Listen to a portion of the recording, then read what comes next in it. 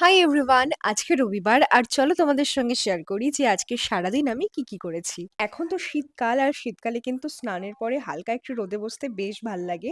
তো স্নান সেরে আমি পুজোটা করে নিয়েছি, তারপরে করে নিলাম ব্রেকফাস্ট আর সুদীপ আজকে ছেঁড়া পরোটা কিনে এনেছে।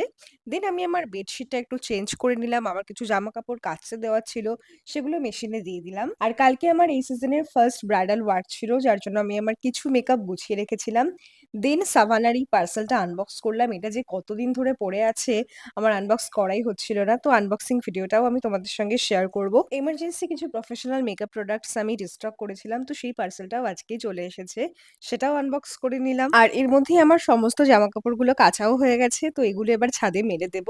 আর আমি আমার মেকআপ ব্রাশগুলোও ক্লিন করে রেখেছিলাম কালকে রাত্রে। তো ফাইনালি আরেকটুখানি রোদে আমি শুকিয়ে নিলাম। আর তারপর দেখো আরো কয়েকগুলো পার্সেল আমার পড়েছিল, সেগুলোরও আমি আনবক্সিং করলাম।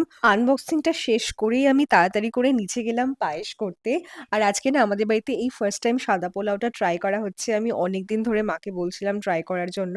আর আজকে তো প্রচুর ভালো, ভালো রান্না হয়েছে। তার একটা স্পেশাল কারণ আছে। কারণ আজকে আমার শ্বশুরমশাইয়ের জন্মদিন। যদিও আমরা কিন্তু কেউ জানাইনি বাবাকে যে এত কিছু আজকে রান্না করা হবে বাবার জন্য। অ্যান্ড সন্ধ্যাবেলা আমরা সবাই মিলে কেক কেটেছিলাম। আমার মা আর ভাই এসেছিল। আর ফাইনালি রাতে আমরা সবাই মিলে ফাটিয়ে উনো নো মার্সি গেমটা খেলেছি। এটা আমরা বাড়ির সবাই মিলে খেলি আর দারুণ মজা হয়। তো আজকের দিনটা এভাবেই ভীষণ ভালো কাটলো।